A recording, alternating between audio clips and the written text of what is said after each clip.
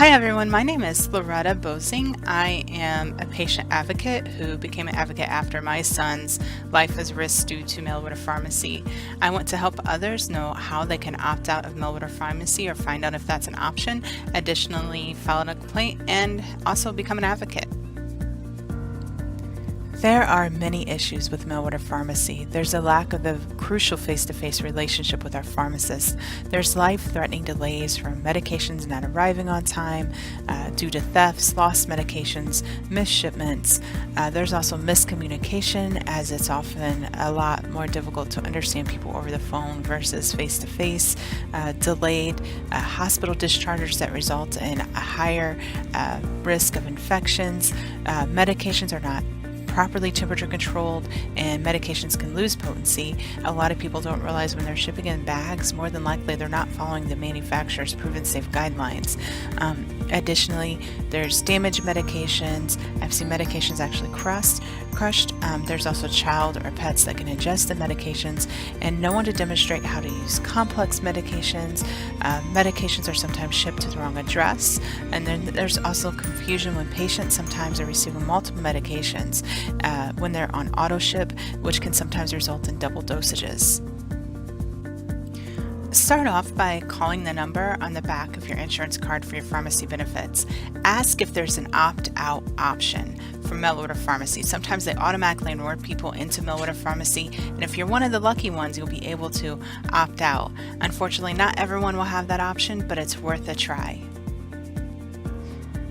Sadly, many plans are not allowing opt-out options for certain medications. If an opt-out option is unavailable, don't give up. There may be other options. I found out with my son's medications that we were able to pay 100% up front, and then we would be reimbursed if we wanted to. We would be reimbursed all but a small copay. They didn't advertise that, and for a lot of people, paying 100% upfront is still unrealistic, but if it's a medication that doesn't cost that much, it may be an option for you to consider. Next, find an independent pharmacy. There has been a lot of headlines lately about people finding out that it's cheaper to actually pay the cash price at an independent pharmacy versus using their own health insurance and paying the copay. So it's worth checking into. When I say independent pharmacy, I'm not talking about the CVS's and Walgreens and Walmart's. This is specifically your small mom and pop stores. Ask for the cash price, and hopefully they'll be able to help you out. If you have an employer-sponsored plan, contact the employer's HR department and let them know of your concerns and request that next year the employer selects an opt-out option for the plan when regarding mail order pharmacy.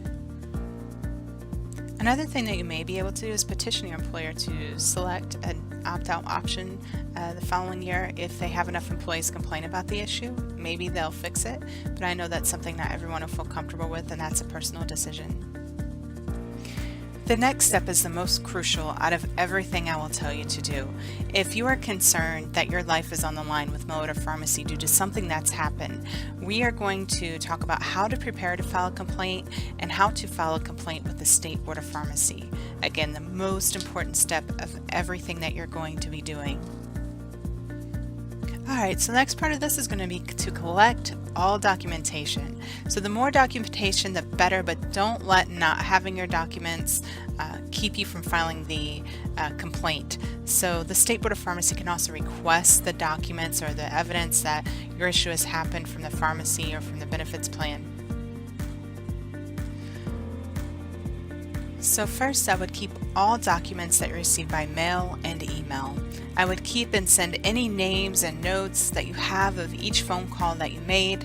Check the laws in your state or consult with an attorney before recording conversations. Each state is different. I would also suggest to keep the tracking information regarding any delayed or damaged shipping. Some tracking information, be aware, can actually be removed after 30 to 60 days. So if you go back to try to pull up that information later with your tracking number, it may not be available. So while it is, I would go ahead and screenshot or print off your tracking results. I would also keep any samples of medications that you have received that were either not the right medication, damaged, or suspected to be a lower potency medication. keep pictures of any packaging, and even keep the packaging if you want. Additionally, keep any bills from any additional ER visits or physician visits due to these issues. So now you have all your documents ready and you're getting ready to file a complaint to the State Board of Pharmacy. To make this process as easy as possible for everyone, I am going to include in the link below this video on YouTube that will include every State Board of Pharmacy across our nation.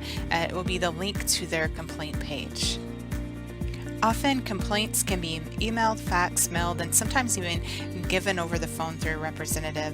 You would just have to click the link or go to your State Board of Pharmacy's complaint page, contact them, and find out what are the forms that are accepted for your specific state. Once you have completed your complaint with the State Board of Pharmacy and you've sent that out, the next thing that you can do is file a complaint with the Department of Insurance for your state. So when you file the complaint to the Department of Insurance, you'll take out any information that was related to the pharmaceutical issue. You'll mostly include any information that was issues with the insurance part, such as maybe you requested for an expedited appeal. So if you have we'll talk about the appeals process in a minute, but if you have requested an expedited appeal, by law they only have so many days to complete that appeal, and if they don't get it done within that length of time, then they've broken the law. So there are many different issues that arise with the insurance component of this, so feel free to also send a complaint to the Department of Insurance. The next step will be to file an appeal with the insurance company. In order to do this, you'll need to, again, contact the number on the back of your card, on the back of your insurance card. That should be your company's pharmacy benefits manager. Demand that they issue an override while you're working on the appeals process. Escalate to the next supervisor if you need to while you're trying to get the overrides. So you will more than likely need to get your physician or your nurse involved in the appeals process. Ask the insurance company's pharmacy benefit manager how to file an appeal. Many physicians and nurses are already aware of the many issues with mail order pharmacy, but have them file the appeal for you. It's helpful to have a direct statement ready for the physician or nurse's request. For example, remind them of the reason why this is important to you. Due to the life-threatening issues that Jane Doe has experienced with mail order pharmacy, I'm requesting Jane Doe receive her medications at the pharmacy at which the prescription is filled instead of the mail order pharmacy. As far as the appeals process, I have a couple more suggestions. Just try to have your physician or nurse to make that specific to you. If there are healthcare issues that could decline because of mail order pharmacy, make sure that you have the nurse or physician to request an expedited appeal based upon your health needs. You're going to want to keep going until you exhaust the appeals process. Often they can deny your appeal 2 to 3 times before they'll take it to the next level. If you have endured any type of hardships or worsening conditions due to mail order pharmacy, sometimes the appeals process must be exhausted before you can seek legal help. And that brings us to our next step. If you're harmed in any way by the mail order pharmacy, contact an attorney. If the patient is harmed by mail order pharmacy, I would recommend consulting with an attorney when the issues occur and have the attorney to advise on your next steps. Ask if you would need to exhaust the appeals process and complaints process before filing lawsuits. Next step is to reach out to media. This may help raise awareness and also to win the options to access to your medications the safest way, which is through the hands of your trusted pharmacist. So the insurance company's pharmacy benefit managers that force us to their own mail order pharmacy have red tape that may seem impossible to cross. For me personally, I had worked in appeals in the past and I've never lost an appeal. They were so skilled and such great gatekeepers that they make it almost impossible. But don't give up, be persistent, and reach out to media because sometimes that might be the answer. So reach out to media, write op-ed articles, and make goals for yourself, maybe to share with a reporter one time per week. And don't get discouraged if they don't take the story the first time, or if the first news place you write, they don't take your story. Next, you're going to reach out to the company's social media accounts. So a lot of times people will post issues or concerns on the social media sites to these companies. Whenever you're sharing, be persistent. Share every moment of your difficult journey that you feel comfortable sharing. Sometimes words are great, but a picture or a photo can also speak volumes to your situation. However, I understand if you may not want to do that. Keep in mind too, don't post anything that reveals any of your personal information. You don't want to post your date of birth or your social security number or your address. So remove any personal identifying information if you do decide to post a photo. There's a variety of different photos that you may want to upload or screenshots. Additionally, use hashtags whenever you make comments on Twitter or Facebook. It helps people find posts related to your issues.